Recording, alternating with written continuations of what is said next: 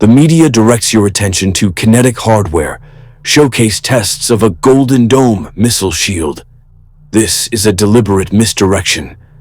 The 21st century battlespace is not defined by interceptors, but by insulation.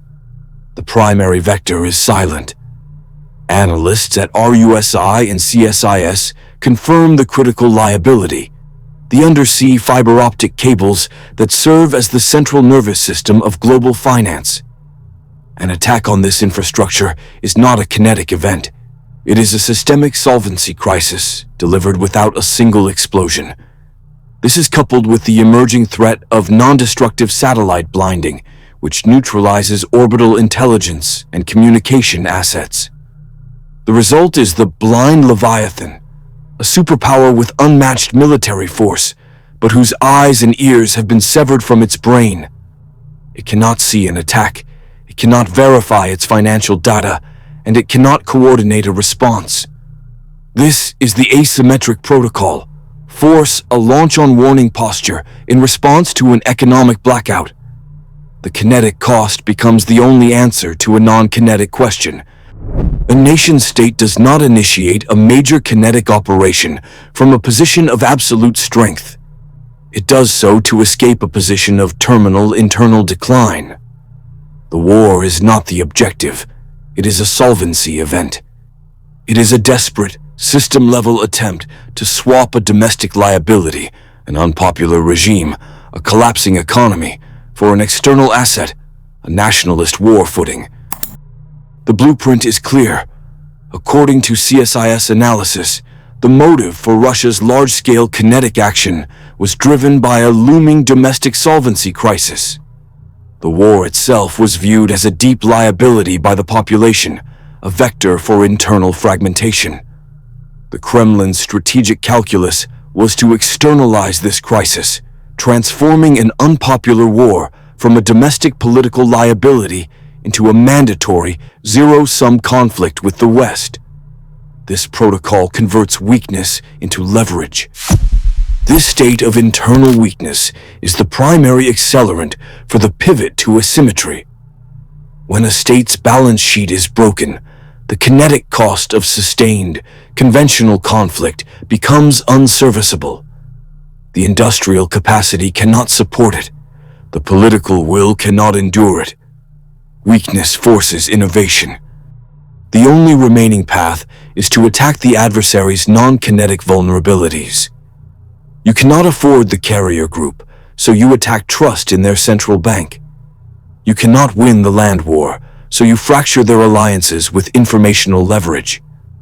Analysts note, China is prepared to deploy this exact protocol, pushing a "why die for Taiwan" narrative in Japan to sever political will, as documented by Focus Taiwan. This strategy forces the superpower into an impossible position: absorb the systemic damage to its economy and political structure, or initiate a kinetic, launch-on-warning response to a non-kinetic attack. It is the weaponization of bankruptcy. The kinetic cost curve has inverted. A $5 million main battle tank, a primary vector of conventional force projection, is now rendered a liability by a $500 drone. This is not speculation.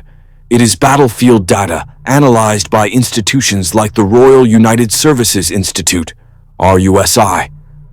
The math dictates that for every high-value asset a superpower fields, an adversary can deploy 10,000 low-cost threats. It is an unwinnable economic equation. This protocol is known as the democratization of violence. The capability to deliver lethal force is no longer the exclusive monopoly of nation-states with trillion-dollar budgets. It has been outsourced to the lowest bidder. This systemic shift allows weaker actors to bypass conventional deterrence, creating an asymmetric liability where the cost to defend is exponentially higher than the cost to attack. The adversary no longer needs an air force. They need a credit card and a shipping address. Consequently, advanced defensive systems, such as the Golden Dome missile shield, become economic traps before they are ever deployed. Their kinetic cost invites low-cost attrition warfare designed to trigger a solvency crisis in the nation fielding it. The objective is not to defeat the shield kinetically. It is to make the shield fiscally impossible to sustain. This is the core of asymmetric escalation. Force a superpower's leverage into a binary choice: do nothing, or launch a kinetic response to an economic attack. The regional instability you are being shown is not the crisis. It is the laboratory. These territories, flagged for collapse or civil unrest, serve a single function. They are gray zone proxies, controlled environments for testing non-kinetic attacks before they are deployed against a primary target. This is not theoretical. It is operational. Analysts at CSIS document how China plans to deploy the "Why die for Taiwan" narrative in Japan. This is not a debate. It is an attack vector designed to fracture political will. It is a protocol tested in a proxy environment to measure response time and systemic fragility before full-scale deployment. Simultaneously, internal vulnerabilities are mapped and primed for exploitation. The public discourse surrounding attacks on the Federal Reserve, as noted by J.P. Morgan's leadership, isn't just political noise. To an adversary, it is a documented weakness, a pre-existing condition in the target's financial trust, ready to be weaponized as an accelerant during a manufactured crisis. Conventional military assets are then positioned as a deliberate distraction. The testing of a Golden Dome missile shield is a kinetic response to a kinetic threat. It creates a false sense of security, while the true asymmetric attack, targeting solvency and national consensus, bypasses it completely. It is a 20th century solution to a 21st century liability. These proxy laboratories perfect the protocol.